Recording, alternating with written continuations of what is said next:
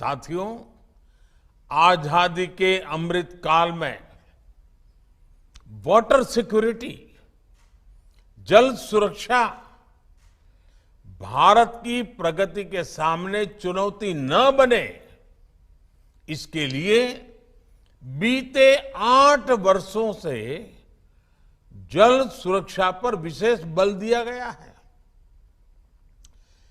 Catch the rain हो, अटल भूजल योजना हो, देश के हर जिले में 75 अमृत सरोवरों का निर्माण हो, नदियों को जोड़ना हो, या फिर जल जीवन मिशन, इन सब का लक्ष्य है देश के जन जन को जल सुरक्षा। कुछ दिन पहले ही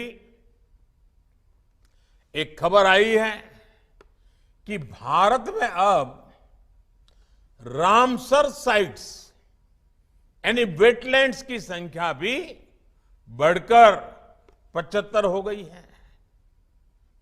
इनमें से भी 50 साइट्स पिछले 8 वर्षों में ही जोड़ी गई है।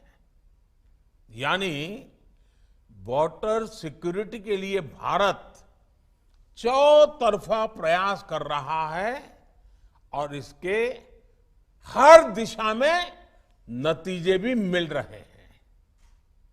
साथियों, पानी और पर्यावरण के प्रति यही प्रतिबद्धता जल जीवन मिशन के 10 करोड़ के पड़ाव में भी झलकती है। अमृत काल की इससे बेहतर शुरुआत नहीं हो सकती है। सिर्फ 3 साल के भीतर जल जीवन मिशन के तहत 7 करोड़ ग्रामीण परिवारों को पाइप के पानी की सुविधा से जोड़ा गया है। ये कोई सामान्य उपलब्धि नहीं है। आजादी के 7 दशकों में देश के सिर्फ 3 करोड़ ग्रामीण परिवारों के पास ही पाइप से पानी की सुविधा उपलब्ध थी। देश में लगभग 16 करोड़ ग्रामीण परिवार ऐसे थे जिनको पानी के लिए बाहर के स्रोतों पर निर्भर रहना पड़ता था। गांव की इतनी बड़ी आबादी को हम इस मूल आवश्यकता के लिए संघर्ष करते नहीं छोड़ सकते थे। इसलिए 3 साल पहले मैंने लाल किले से घोषणा की थी कि हर घर पाइप से जल पहुंचाया जाएगा।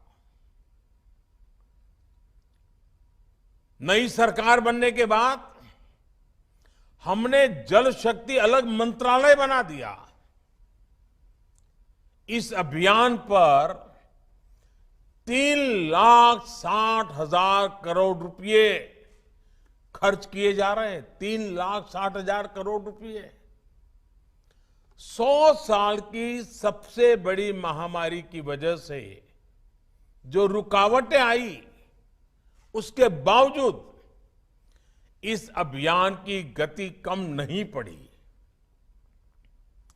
इसी निरंतर प्रयास का परिणाम है कि 7 दशकों में जितना काम हुआ था उससे 2 गुने से अधिक काम देश ने पिछले 3 साल में ही कर दिखाया है।